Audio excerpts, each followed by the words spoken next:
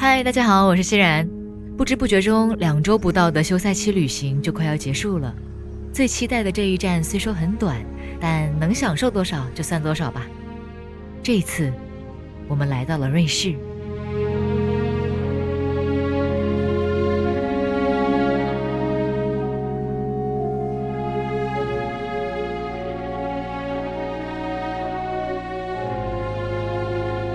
瑞士在我的旅游清单上占据榜首已逾10年。国外同事们听说我休赛期去挪威和瑞士时，都调侃道：“还真是选了欧洲乃至全世界最贵却又真挺好玩的2个国家呢。”因此，哪怕是做足了心理准备，来到瑞士后，我还是被惊讶到。人无语时可能真的会笑，这点在最后给大家揭晓。从挪威飞抵瑞士大概2个小时。在抵达苏黎世机场后，没有任何停歇，我直接坐上了前往卢塞恩的电车。而这一座小镇在不到3天的时间里就跑进了我的2刷清单。卢塞恩也叫刘森 Lucerne， 号称是瑞士最美丽最理想的旅游城市，我也愿称之为谁来谁知道。抛开本身得天独厚的地理条件不说，城市本身所沉淀下来的上古人类历史文明就更让人陶醉。而它最迷人的一点是，只要从市中心往任意方向走5分钟，你就能感觉到周遭开始沉静下来。小镇的城砖与流水，城堡与山峦，都在悄悄地和你对话。卡贝尔桥、八角水塔、濒死的狮子纪念碑、各类博物馆，这些都在你用脚步丈量卢塞恩时便能相遇。而开局领先的自然风光会让你偶尔向自己发问：这真的是我曾经踏足的地方吗？所以，我们去趟瑞吉山吧。从卢塞恩到瑞吉山所在的小镇 Visnau 大概1个小时，然后坐登山铁路就可以到达瑞吉峰顶。我好喜欢接近峰顶时车厢内部的这段音乐，哪怕听不懂也很有代入感。就像是为接下来的旅途做好了情绪准备。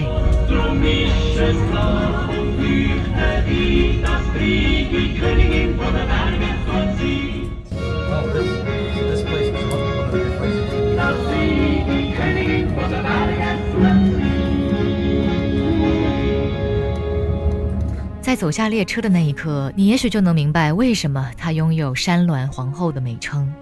最要感谢天公作美，在我们到达山顶的时刻，让这里的蓝天碧水重新撰写了什么叫集秀丽与壮阔于一身。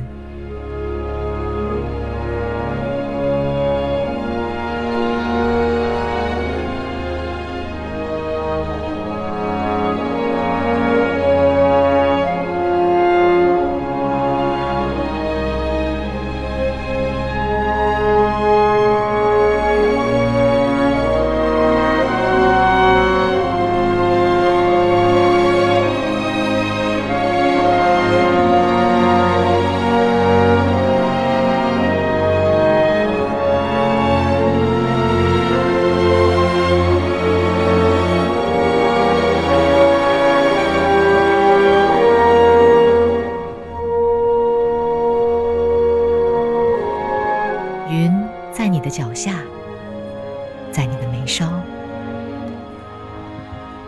在你的指尖。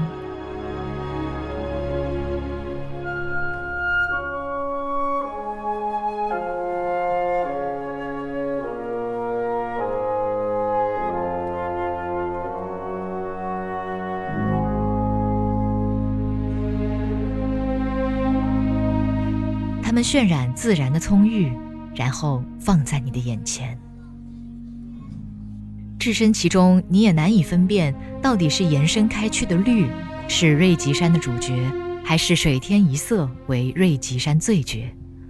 毫无疑问的是，你只想让时间能尽量走得再慢一点，哪个角度都看不够，看多久也都不腻。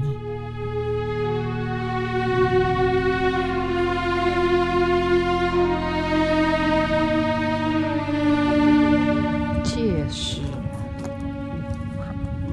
是紫妹山。哦，这是8吨的盐卤石。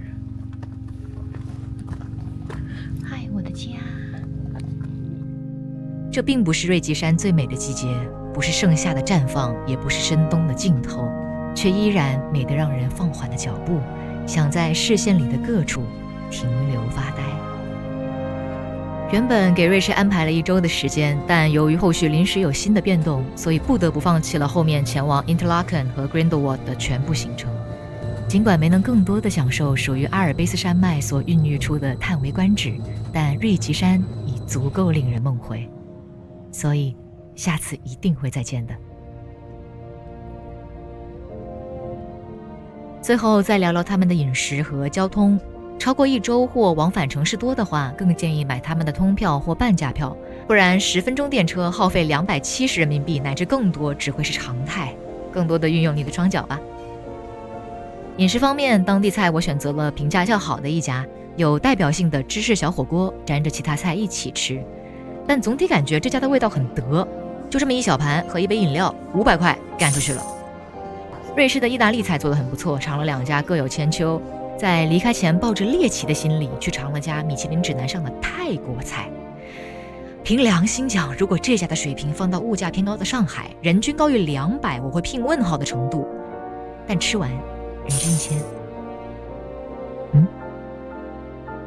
无论如何，这趟未完成的瑞士之旅我还是很喜欢的。遗憾的意义有时在于期望弥补，有时也在于成就某件事情本身。希望看到这里的你也能因为美景稍稍放松紧绷的神经，或萌生更多要出去走走的想法。旅行的意义每个人都自有定数，只不过前提是有这一份踏上旅途的决心。